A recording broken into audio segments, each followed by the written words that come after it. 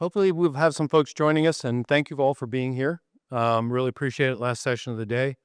Um, One of the things that we've experienced as we've moved along, and some of us have been involved with some of the Foundation for Social Connection meetings in the past, really is the degree to which we focus on a lot of things around where we presume there are issues of loneliness.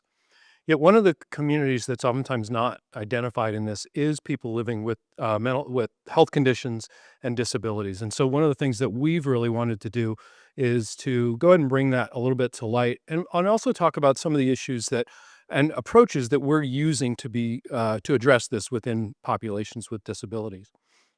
One of the things that we are all funded through the National Institute on Disability, Independent Living, and Rehabilitation Research. That's a mouthful. It's known as NIDLR within the community, but it is one of the very few Department of Health and Human Service funding agencies that is specific to focusing on disability. NIH doesn't really focus on disability. Many other issues don't, but NIDLR does. And so it's really important work that NIDLR does. I'd like to begin by we'll introduce ourselves. My name is Brian McCormick. I'm a professor in health and rehabilitation sciences, Temple University in North Philadelphia, in what is now a named College of Public Health. We just had a gift last week, and so it's now the Barnett College of Public Health. But I am an investigator with Temple University Collaborative on Community Inclusion. We focus on supporting people with mental health conditions to be able to engage and participate in their communities as they wish. And so we really focus on community participation and community inclusion. And one of our key sort of approaches is that community participation is a medical necessity because we know exclusion kills people. So that's the focus of the work we do. I'm going to turn it over to my colleague, Chris. Thanks, Brian. Hi, I'm Chris Stanley. I'm a research project director at the University of Montana Rural Institute on Inclusive Communities and with the Research and Training Center on Disability in Rural Communities. And my work focuses on health promotion interventions, doing research with folks with disabilities across the country, looking at all kinds of health promotion, including social connection as a social indicator of health. Hi everyone, I'm Medha. I also go by the name May. Brian and I are colleagues at the College of Public Health. I don't remember the whole name, but I'm an interventionist at the collaborative. So as Brian explained, we work with people with psychiatric disabilities, and as an interventionist, my role is to support people at a very one-on-one level to understand where they're at, meet them where they're at in terms of barriers, facilitators, identifying interests, and supporting whatever goals they have. And I think my work's going to be focusing on specifically this research study. So it's called The Need to Be Needed. And I can talk about that more later.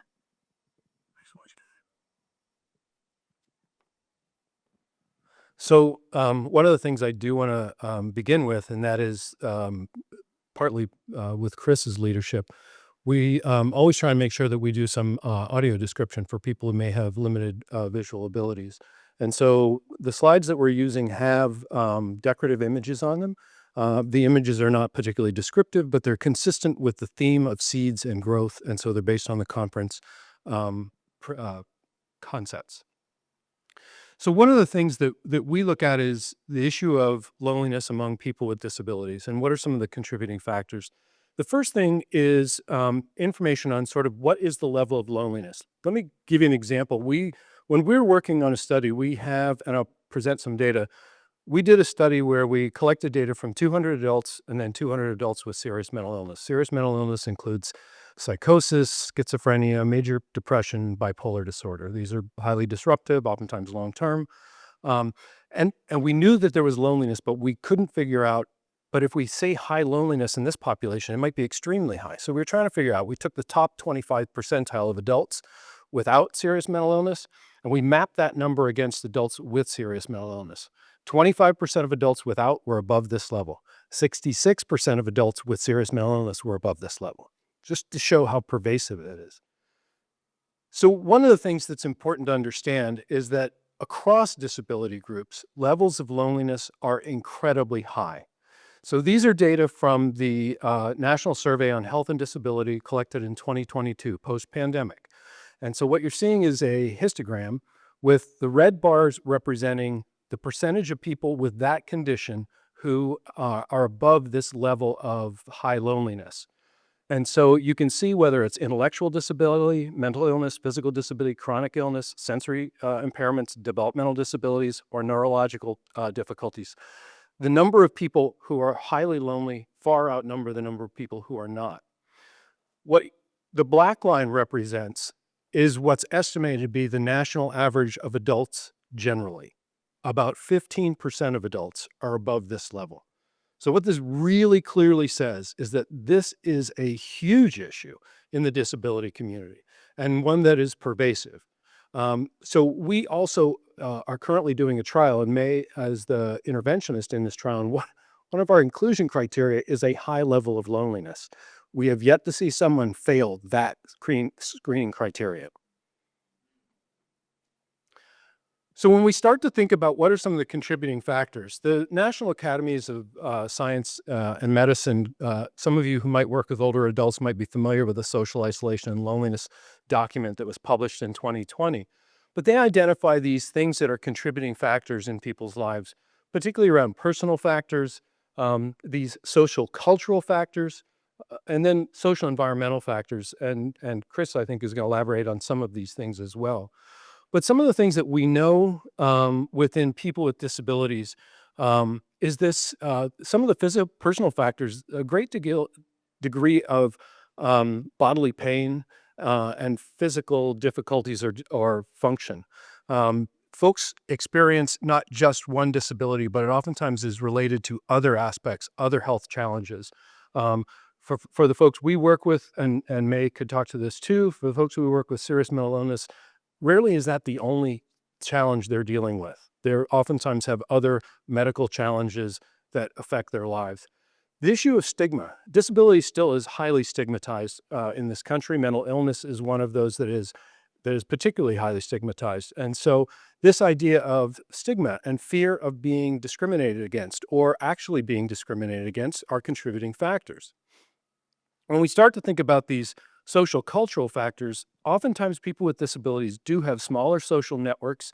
They may have limited number of friends, and we talk about it in terms of their ability to participate in their community like other people, which is where we meet other people.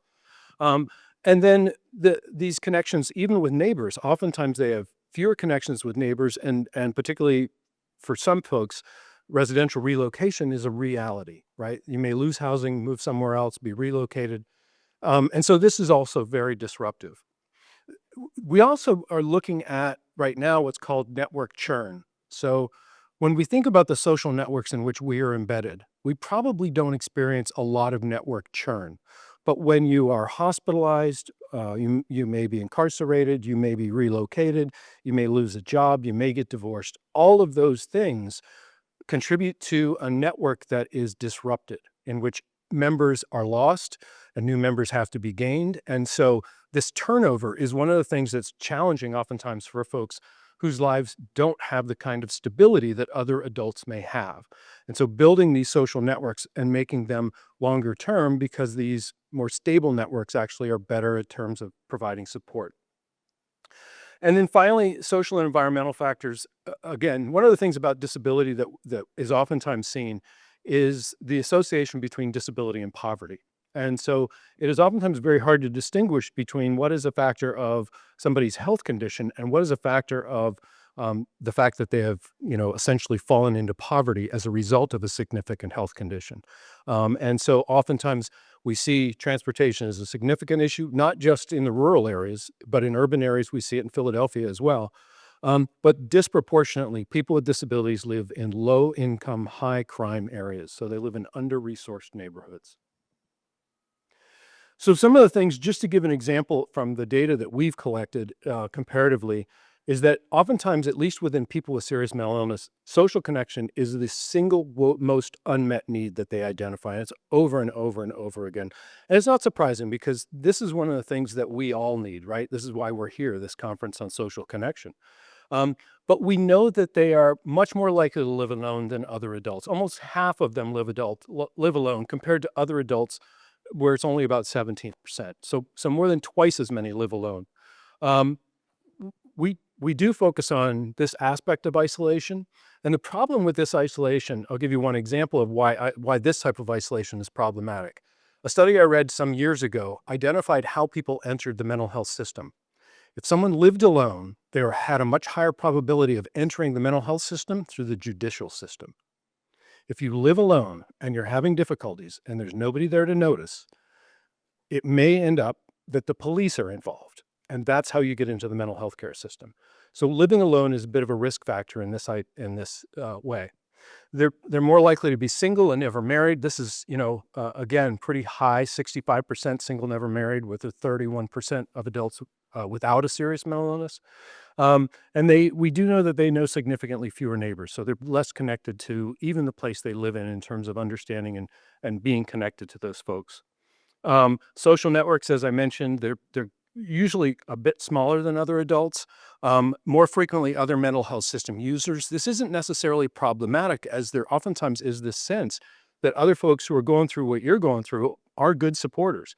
The difficulty is these networks can be vulnerable. If the other people that are in your network also have the challenges you have, they may not be available to you. They themselves may be having a health crisis.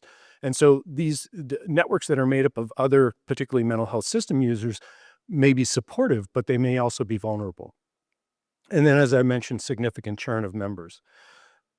And over and over and over again, the rates of loneliness, the high rate of loneliness in this population really demonstrates that it is a pervasive issue. It is experienced by virtually everybody we work with, in which they experience the symptoms of loneliness often or always. So with that, I'm going to turn it over to Chris.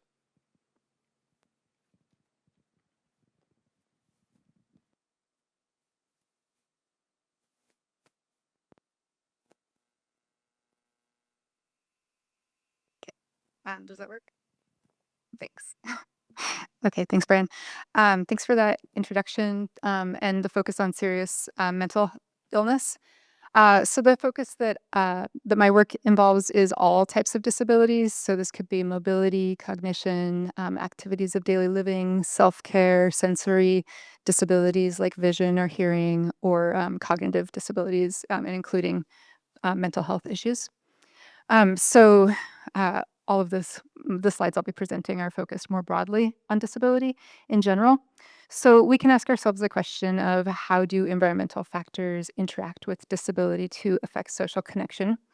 And when we ask this question, we can think of environmental factors as either facilitating social connection or barriers that can get in the way of social connection. And one way we can look at the environment is through geography. If you click the slide. Oh, great, thanks. In terms of urban versus rural places. So we all probably have an intuitive sense of what urban and rural mean.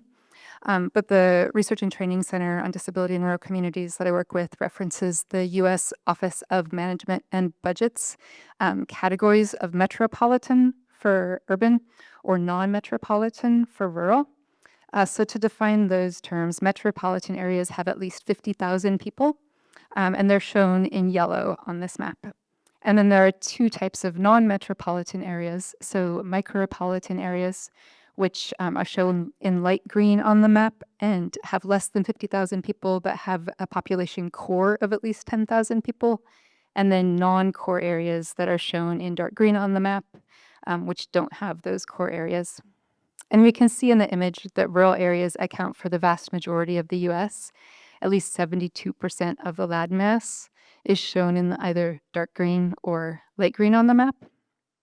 At the same time, only about 14 to 20% of the population in the US live in rural areas.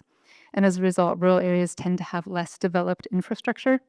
Additionally, people living in rural areas represent a higher percentage of the nation's population who are unemployed, living in poverty, elderly, and experience disability. So because of the less developed infrastructure in rural areas, disabled people living in rural places face unique challenges in acquiring services and supports, whereas urban areas tend to have more resources for accessible infrastructure. Rural areas are often lacking in accessible transportation and community spaces. So an important caveat to this general trend is that rural communities are also quite variable. So a rural community with an economy centered on a ski resort or other tourism is going to be really different than a rural community with an economy centered on mining or other natural resource extraction. There's a saying in rural research that if you know one rural place, you know one rural place, which just means just this variability is pretty broad. And in some of the studies that we've done at the Research and Training Center on Disability in Rural Communities, we've looked at differences in rural versus urban areas for topics related to social connection for people who have disabilities and don't drive a personal vehicle. You click to the next slide, thanks. So this includes people with spinal cord injuries, sensory impairments like vision loss, and health conditions like epilepsy. So in one of these studies, we used data collected from the National Household Travel Survey, and that looks at non-driving adults in urban and rural places. The survey asks respondents if they have a condition or handicap that makes it difficult to travel outside of the home. If they say yes to that question, then their responses are included in the survey. So that could involve people with like a torn ACL or a more transient form of disability, as well as people with more enduring disabilities. And the 2017 survey collected data from a large sample of over 22,000 folks with travel limiting disabilities.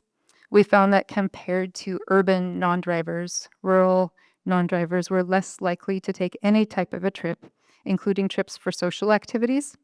We also found that rural non-drivers reported less use of public transportation and less use of walking and rolling to get to places. So these findings point to barriers in rural transportation systems for non-driving disabled people. In a follow-up study, we conducted qualitative interviews with 33 non-driving adults in the rural United States to find out more about their experiences. And one of the main themes from this study is that rural non-drivers characterize rural public transit as inadequate and inaccessible. So a really clear example of this comes from a 63-year-old man who used a manual wheelchair. He shared the local bus really is not practical. It starts at 10 o'clock in the morning and it's done by like 2 o'clock in the afternoon. So we heard from lots of people about how schedules were just inadequate to meet the social activities that they wanted to do, much less the essential doctor's appointments and things like that they needed to do. Other interviewees spoke about issues with paratransit, like dial-a-ride, getting stranded or drivers not coming on time and how they just couldn't count on those systems. Another theme in this study was that rural non-drivers rely on friends and families to provide transportation, but they're also careful not to ask too much of those people. A quote that exemplifies this challenge came from a 39-year-old woman who was blind and used a white cane. She said the best way to lose friends is to ask them for rides on a regular basis. So in this study, we really saw how rural disabled people were conscious of managing their social capital when leveraging their social connection for participating in other social activities and other activities outside of the home. Brian, would you click to the next slide? Thank you. So a couple of additional environmental factors that can either facilitate or be a barrier to social connection are the design features of neighborhoods and homes.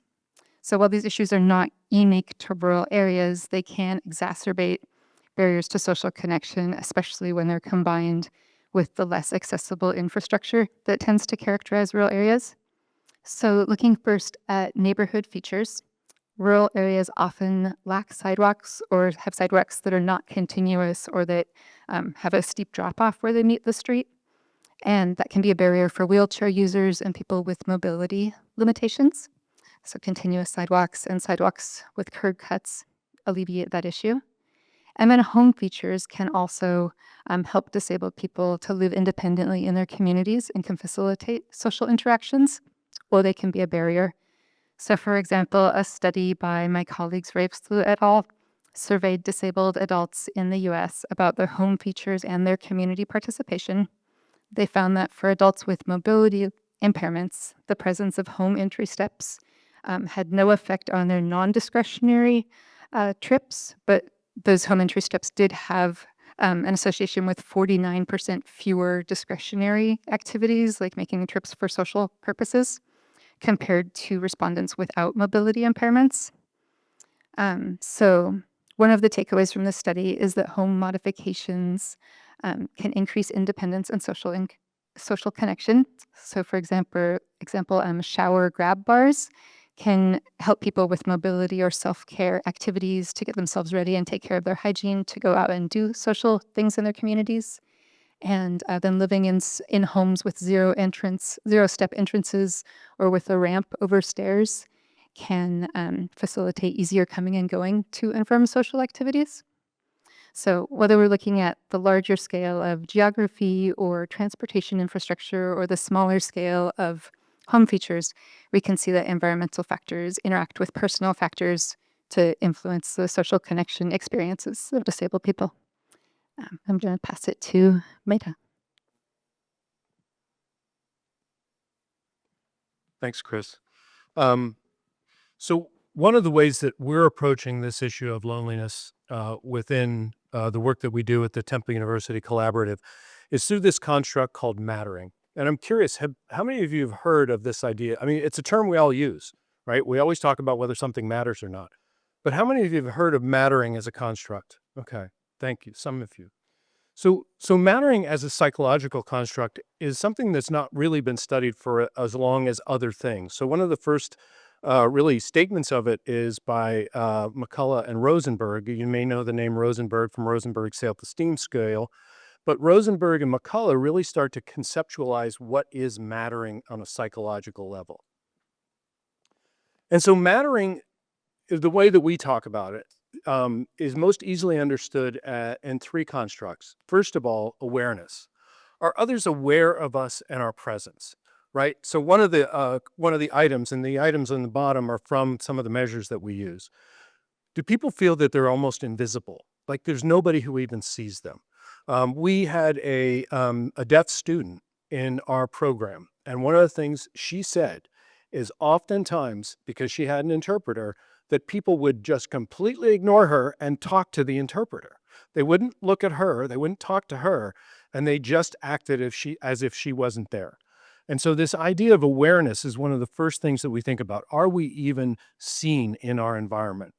The next is this idea of importance. There's something about us, whether it's the things we do, the thoughts we have, but for some reason we are important to another person or another thing. And I say another thing because sometimes I'm quite critical of the social assisted robots to address loneliness in older adults. Why? Because the robot doesn't care about that person. They are not important. But a live pet, if that is all someone has, they're important to that pet because that pet relies upon them. And that's really the last thing, that others really depend on us. And there's some argument too that our measures of loneliness actually miss this element of loneliness, this concept of neededness. What if we're not needed by anyone, anywhere, at any time? What impact does that have on us? And so when we start to think about the idea of mattering, we're really talking about mattering from these points of view. Do people feel that others are aware of them and they see them? Do others consider them or something about them to be of relevance, of importance? And do they, in fact, rely upon other folks? So one of the things that we know about mattering, too, it is a robust predictor of loneliness. It is very much related to high degrees of loneliness, and we typically see people who feel that they don't matter to be experiencing significant loneliness.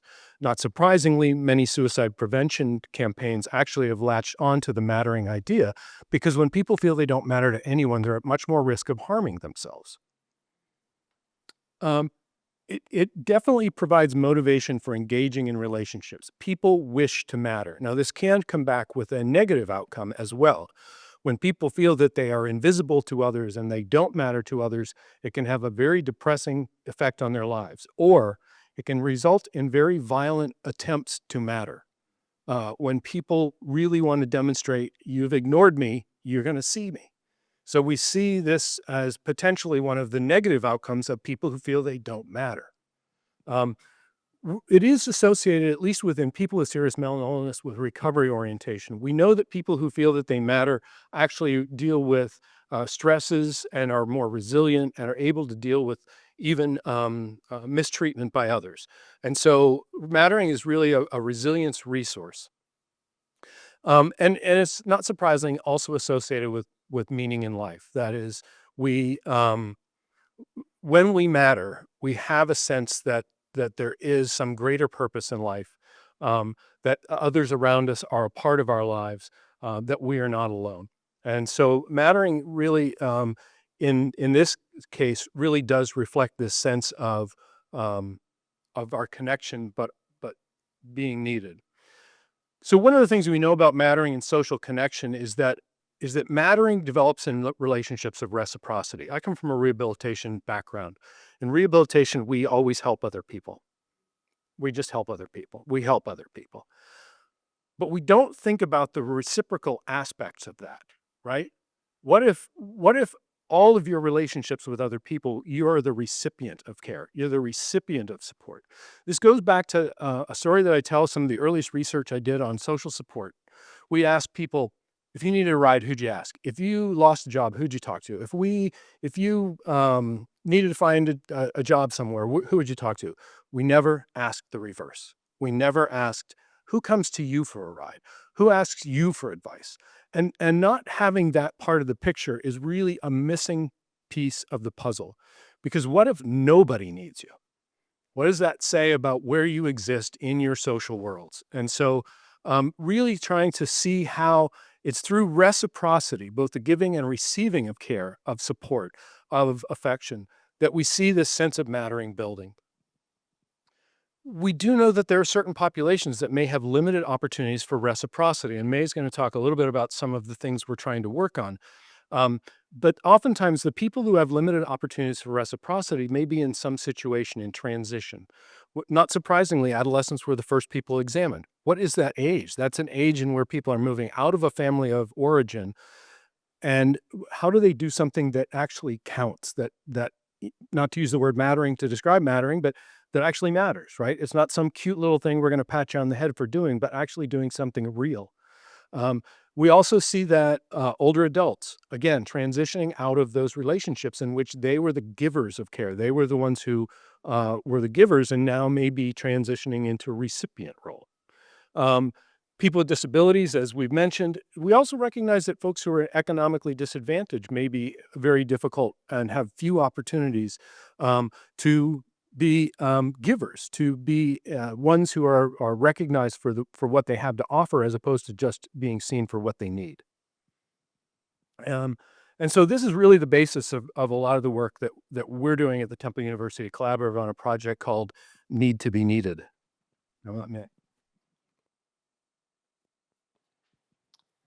Hi, everybody. Thank you. When you say hi, when you show up, you convey mattering. I'm glad to talk about it, and I'm sure we understand mattering now. I'm going to talk about a specific aspect of mattering that we're focusing on in the study that I mentioned earlier. It's called the Need to be Needed. Brian's the PI, and I'm the interventionist. And in my work, I've seen that the isolation sometimes is so severe, right? As we saw, rates of loneliness and social isolation are so much higher in folks with disability.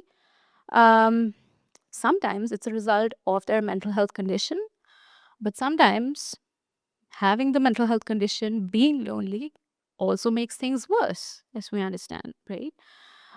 For a lot of folks, they've experienced ill health, addiction, trauma, homelessness.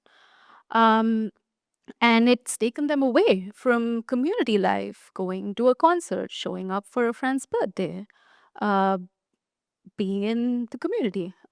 So a lot of people that I work with describe themselves as a homebody. One of the participants that I work with, he told me, I feel like an alien. When I was in my addiction phase, I didn't care how people perceived me, you know. But now that I'm sober, I'm nervous to go into a room and to say hi. Will they say hi back? Right? We all feel like that sometimes. But imagine when you're rebuilding your life and And that's the kind of fears you have. Okay. Yeah. So I'm going to basically leave this slide up for you to, look at and understand. Mattering is about reciprocity. It is about feeling valued and adding value. Like Brian was saying, who do you call when you need help, but also who calls you when they need help?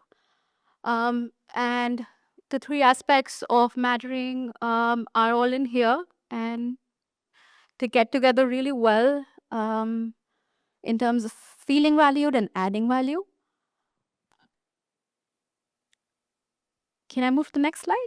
Are you all done taking pictures? Okay, cool. Okay, so bleak picture, but not, not all hope is lost. How many people in this room volunteer currently? Show of hands. Awesome, that's a big number. We've been talking about volunteering a lot over this conference. How many people used to volunteer and don't anymore? Yeah?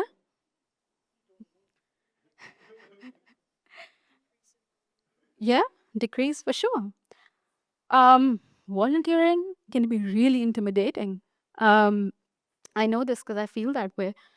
Um, for the purpose of this study and for what I'm like presenting today, we're going to differentiate between volunteering as the big we of showing up to an animal shelter, a homeless shelter, a food bank, that sort of formal volunteering, and the small v of volunteering.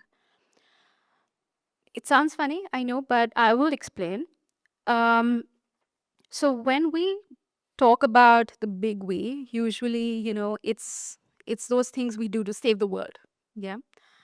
When we talk about the small we, we're just trying to do our bit for the ecosystems that we exist in, or the environments that we're already a part of, or the environments we'd like to be a part of.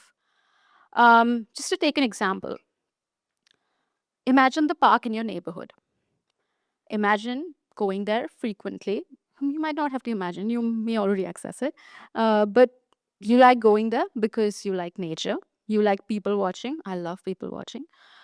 Greeting neighbors and considering it a welcoming space, right? It's free of cost. You can just walk down there, end of a long day, and chill. It's a great third space, right? It's accessible, free of cost. Um, in the same space, you notice that on the weekends, a lot of people come in, do their own participation, host barbecues, host picnics. But at the end of the day, the place gets dirty, right? There's trash lying around, and like, okay, let me try to ignore it. You come in and you're like, no, nobody likes sitting around trash, right? Nobody likes being in a space that doesn't feel welcoming because it's dirty. You're concerned by the mess. You want to come back the next day and you're not sure whether it's going to be clean or not. So you decide to pick up your cleaning supplies, go in there, and pick up the trash. You don't do the cleaning of the whole space, but you start, you do your little bit.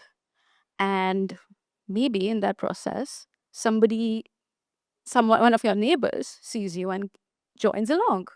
So you could do it alone, you could do it with a neighbor who's interested, or you could get involved with the Friends of the Park group. I'm sure many cities have that across the country. You have these monthly events, weekly events, and you get involved. And that's helping out. That's the small view of volunteering. You don't do this formally. You don't necessarily do it every day, every week, but you take out that 1 hour a week just to do your bit. Not to save the world, but to access the environment that you like accessing, but also making some sort of difference in that process. So I don't know if this example was relatable or not, but this is an actual story from one of the participants that I'm working with. He lives close to a park, and socializing, getting out there is all about building the muscle. And sometimes the big V volunteering can feel so intimidating. You fill out an application process, you wait to hear back, you're like, what clothes do I wear? Well, what am I going to be expected to do? Um, will I be a good enough volunteer? Will I like the place that I'm volunteering at? And there's so many questions. Most volunteer platforms don't have like a review from volunteers of what that experience is like. But when you show up to your park, you know what to expect. So this is a real example from one of my participants, and uh, he's starting out by himself. He's doing it 1 hour a week, and that's amazing. Um, so yeah, so that's the small V that I wanted to talk about. I think just a second. Yeah. So yeah. I don't know how we're doing on time. We have time. Okay, cool. Right. Do you have the slide? Yeah. So well, we've been talking about the research, and we have all of these researches showing that volunteering isn't just a feel good thing, it has actual health implications. It has implications on loneliness, on social connection. And yeah, I think that really adds a lot of value into this being a feel good thing, into like being a genuine medical necessity, as we've been calling it that. Um, yeah. Do I have time?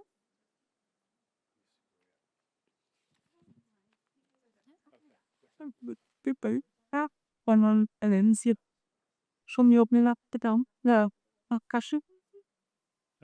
Did you want to do another? Oh, yeah. Okay. Yeah. So there's a lot of different motivations for people, in terms of why they want to volunteer, how they want to volunteer. There's well, you've always got your local Salvation Army, Meals on Wheels, those sort of things. But another way to look at volunteering would be interest based. Things that you just like doing. Just to give you an example, somebody I was working with likes wrestling. Yeah, wrestling. Professional wrestling, not the. Yeah, WWE kind of wrestling, the choke slam thing. Yeah. So for him, he's just like he got into the study, and he's like, no, yeah, food shelter is not really my thing. I don't really. I think one part of the aspect is also just like the transit aspect, right? Spending money on transit, walking down to places, putting in that physical effort. So he was like, no, I don't really want to do the whole volunteering thing. You know what? I just already go to this wrestling store. It's in the city. I go there, I meet people, I talk about wrestling. I was like, okay, that's fine. So what all do you do there? He's like, I meet people. I talk to them about wrestling. I show them around the store. When there's watch parties, I bring pizza. I help arrange chairs. I help pick up the trash. And I have a great time doing it. So that's interest-based volunteering. I would not have thought of that. I don't think we would have thought of that until we met this participant, right? So I feel like this definition of what it means to help out is just expanding as we go. Another motivation that one participant mentioned to me for helping out was that he was at a homeless shelter a couple of years before, and he was there for a few months. And what he told me was it was a very dark phase in my life when I was homeless, and I came into this shelter, and things really changed for me. And he was telling me about the exact neighborhood where it was at and everything, and I was like, okay, I think that's close to my house. He's like, no, no, that's definitely there, and he knew about the place. He felt that sense of pride about just the way they're looking out for the community. And he was like, you know what, actually, I want to volunteer there. I want to give back there, because that it's been a part of his story.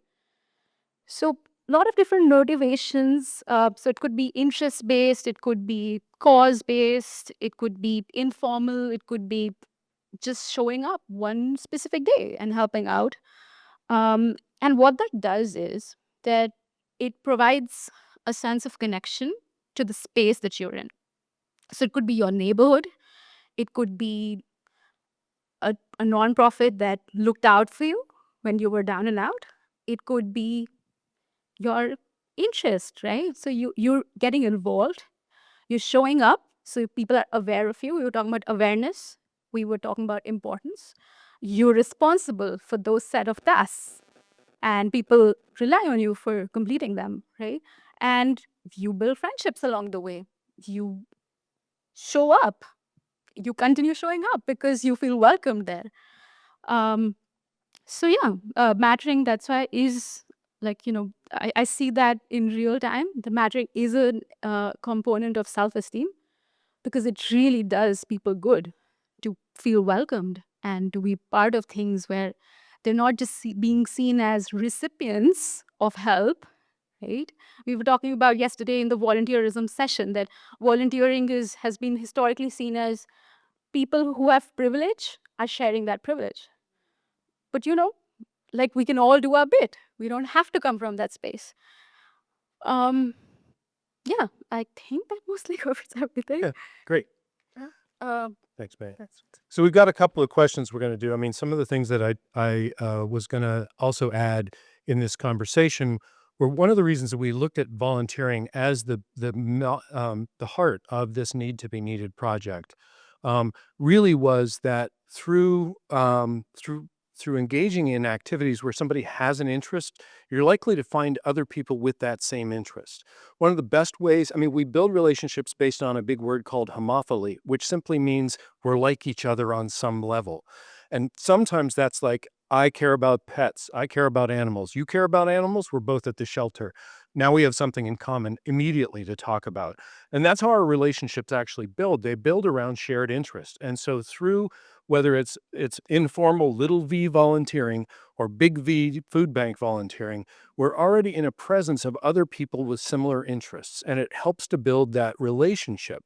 In addition, this idea of helping out, giving back, that's an element of mattering that is oftentimes missing in the relationship that people with disabilities have with their worlds. They have little opportunity to add value. Even if everybody values them, they may not have those opportunities. So we'd like to do a little bit of group question discussion, and this is, yes, this is, do you want to do that? That's Yeah. what I thought I had. Okay, great. So we'd like to invite you to get in small groups, maybe 4 people or so, and have 4 or 5 minutes and discuss this question. So, have you ever experienced a situation in which you felt that you didn't matter? And then some prompts under that. How did you feel about that? What could be changed that would have made you feel like you matter? And how might our own practices ensure that we convey a sense of meaning? So go ahead, turn to the person or the people near you, and just start at the top. If the latter prompts are feel like not relatable, just stick with the first ones. Yeah, be sure to introduce yourselves. Oh, really? Okay, great. So if everybody could come back to the group.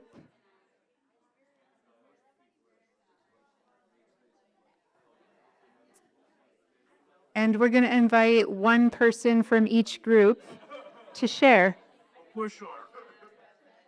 This is always challenging at this conference to get a bunch of social connection people to stop connecting. So if you'd come back to us just with some ideas. So Okay, great. So can we have one person from this group volunteer to share something that you talked about? She stabs, she gets.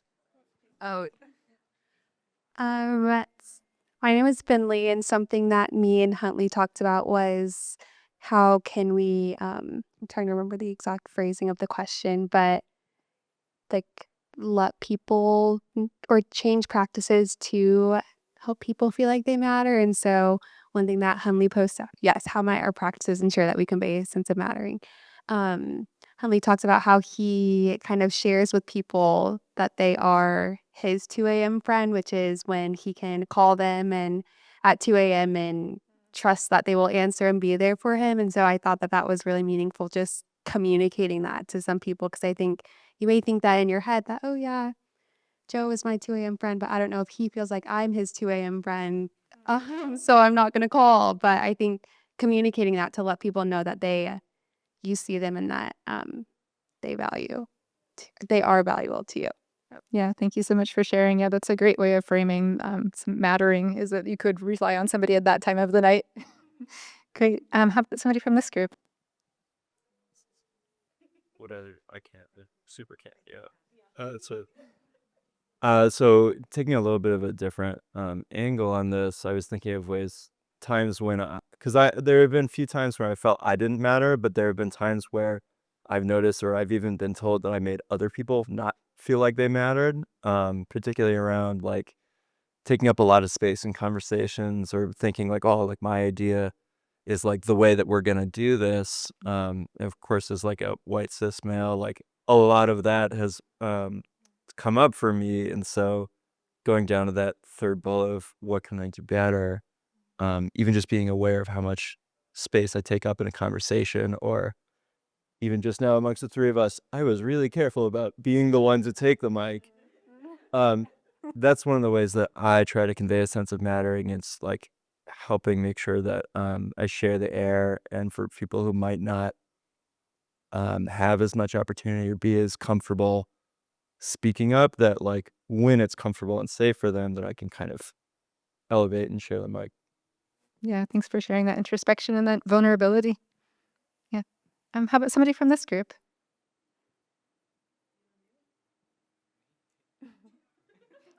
Okay. Thank you. Volunteer. I wasn't trying to hold you on. My comments don't matter that much, so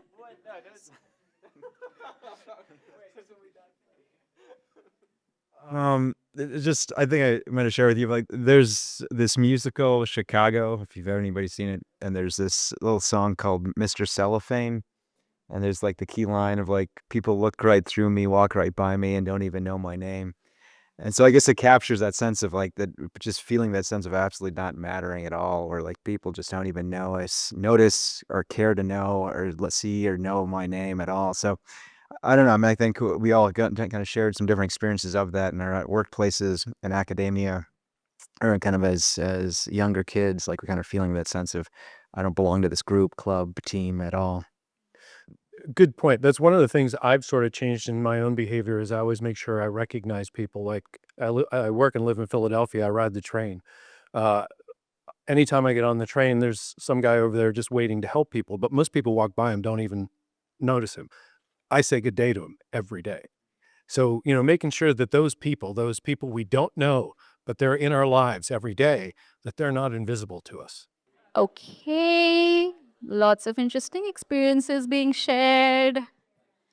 Sorry to bring you back, but we would love to listen to things that you discussed. We covered 3 groups previously. We're going to start passing the mic around to all of the other groups. And if you'd like to volunteer about your experiences of volunteering, can I get you guys first? Yeah? Then I can pass the mic. Yeah, we can do that. Sure. Um, Here for me, what I was saying, I volunteer with hospice patients, and I have some complicated feelings towards it because my patients are going to be alive for a very limited amount of time. And sometimes that severing of that relationship with, of course, with them, but with the family is very quick. And there's a level of engagement you want to have because you want to be there for like grief support and all of those things, but you're only qualified to do so much. And I was kind of saying like volunteering I have some complicated feelings towards that word just because I wish we could, I don't know, re-advertise it into like community support. Because as you're saying, the way that you engage and volunteer with people, it kind of feels like or this is not what you were saying, but it feels like a very segmented part of life. Whereas like I wish we had like some sort of board like, hey, I need help with this thing. And I think that in this Western culture where we gravitate a little bit more to how can I be altruistic instead of like, oh, how can I put on my resume or something that I volunteer in this way. So I don't know how I feel about the word anymore, but I definitely find value in the work. And I kind of feel like if we shifted our language a little bit towards this is how I'm showing up in my community. And of course, putting in that scheduling and that calendaring of like, I'm going to do this and show up once a week. You can still do all the same stuff, but the word kind of makes me feel some type of way. Anyway, yeah. Yeah, we're always looking out for each other in some way or the other. So volunteering doesn't have to be a big thing. We're just doing our bit, just showing up, right? Yeah, you have the mic already. Yeah. Okay. Hello. I was sharing that I actually grew up here in Marietta and I live in Philly now as well. And there was I was sharing that there was a component of my medical magnet program where we had to have a service component and we had to volunteer so many hours. And me being sheltered, I jumped up for joy at that because it was an excuse to make my parents like get me out of the house. So I actually had a whole lot of fun. I spent my summers at Wellstar Cobb Hospital and I would do all sorts of stuff. I had coffee for the first time. I would like restock things and like I worked in the pharmacy at one point like dispensing medication and that mutuality was there. It was like I was learning and growing just as much as I was giving. I was probably learning more because I was a teenager and I didn't have that much to give, but I had a good time and like it's a very fond memory for me. So yeah, do you want to talk about? Yeah. Well, just to kind of tag on to what she was saying, um, in I don't know if it's required of all high schools, but high school students, at least in my county and her county, you have to contribute X number of hours in the 4 years that you go to high school. And I think it's a great opportunity for students to give back to the community. Um, but my experience was volunteering for boosters, where we'd work the concessions at a football game, totally taking me out of my comfort zone. But it gave me the opportunity to interact with other parents. And then also, it gave me an opportunity to interact with other high school students besides my own son. Sometimes you have these ideas of, oh, the younger kids, they're just there for themselves. I get the food and I go. But every single student who came up who bought something, they always said thank you. And it just totally, I just had a different appreciation for, these students who I didn't know, but it opened my eyes. Yeah. Yeah. Thank you for sharing that. Would you like to pass the mic to the people at the back if they want to share? Okay, I can go. I'm a ward captain with my local Democratic Party, and so once a week I knock on probably about 50 strangers' doors because there's always an election, and if there's not an election, then you're registering people to vote. And two interesting things from that I really value. One is that I've noticed, especially lately, even when the person I'm knocking on, they don't like the candidate I'm knocking for, often they thank me for coming in part because I think like everyone feels so attenuated from politics and everyone feels that and just to have a civil conversation with someone who takes the time to show up at your door, even when you disagree, is something that people appreciate. And for me, it's just like there's so much validation as a volunteer in being thanked. I think like we undervalue it, but it's true.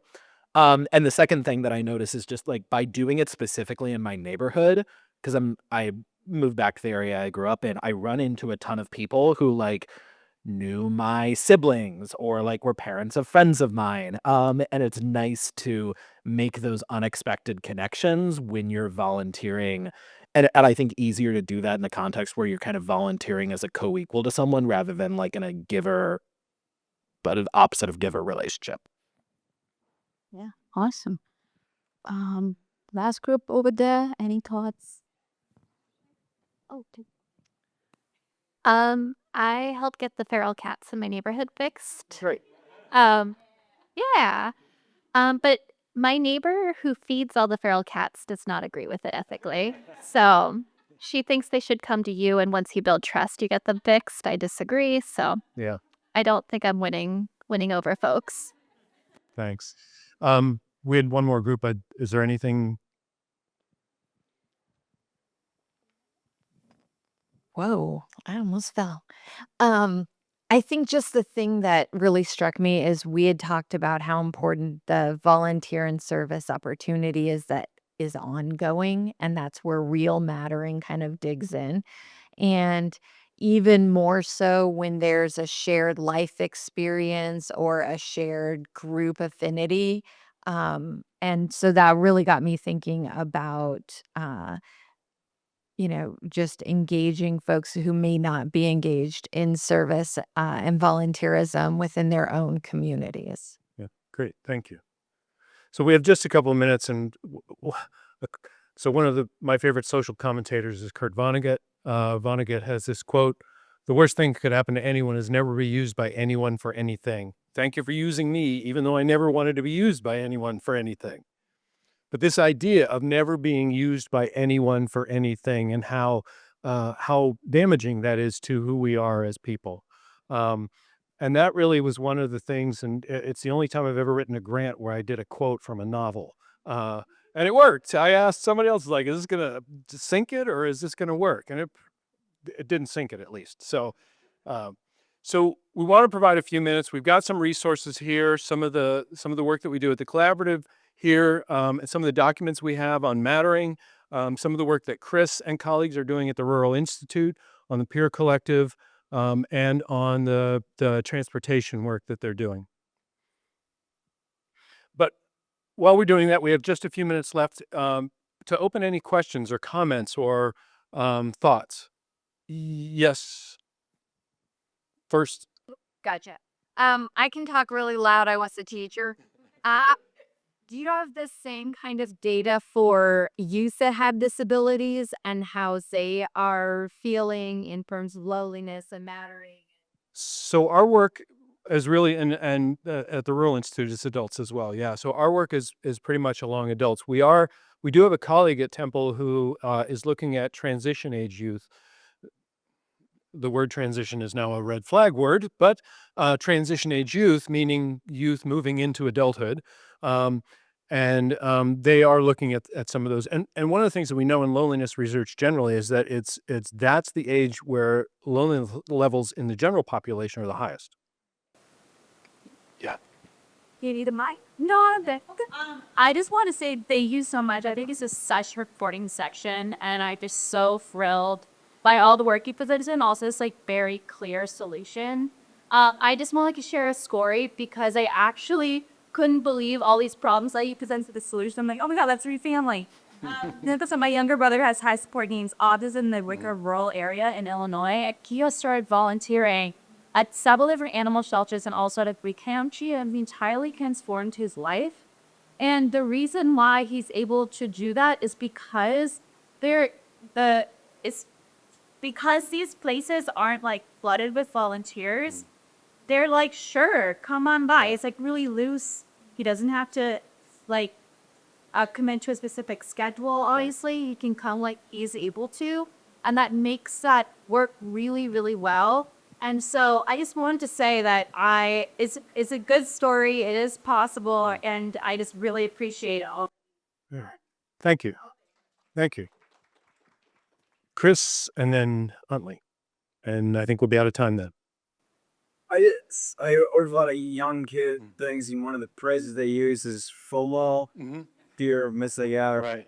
And I'm wondering, guys, what you think of like the motivation behind like why people want to get involved, and if that lost along the way, and how that plays. Well, there was a fascinating article written about a year ago by a Gen Zer on whatever happened to FOMO. that really looks at younger generations because they're so used to interacting with others through technology. Actually, it's more about fear of joining in. And that's at least within some generations in the technology. Um, so, Chris, if you could one more time, I'm sorry, I had an answer and I didn't remember your question. Well, in some ways, though, that's already getting to the answer. I guess it's just what is a good motivation? Is always the fear, almost the unmotivated guy. In some ways, but I think in the conversations we've had around sort of the project is people want to do something, but it's been so long they've been inert in their own apartment that it's hard to make that first step and the move. And that's why the big V volunteering is too big a step. May, I don't know that she said it clearly, but what she's done is say, let's just say, is there some place or someone you've always wanted to help out? And just help out. Because that's a lot less of a step for somebody who may have been inert in their apartment for years. And so I think that's really one of the keys. Yeah, like I was saying, there's a lot of different motivations for people to step out. One of it is just realizing that they've just not been accessing any third spaces. You're caught up between your mental health service at home, you're watching TV all day, you're on your phone looking at YouTube, and after a point it gets boring. So that's one motivation that I see a lot. Another is just trying to get back to interests people have had because, well, we all have interests. And uh, yeah, I think it really varies. And I've worked with a lot of different people and I see this coming up a lot. But people want to be out. People are aware of things happening in the community and they want to be a part of it. They're sometimes just scared of how to go about it. I know we're a minute over time, but I don't want anyone to feel like they don't matter. Huntley.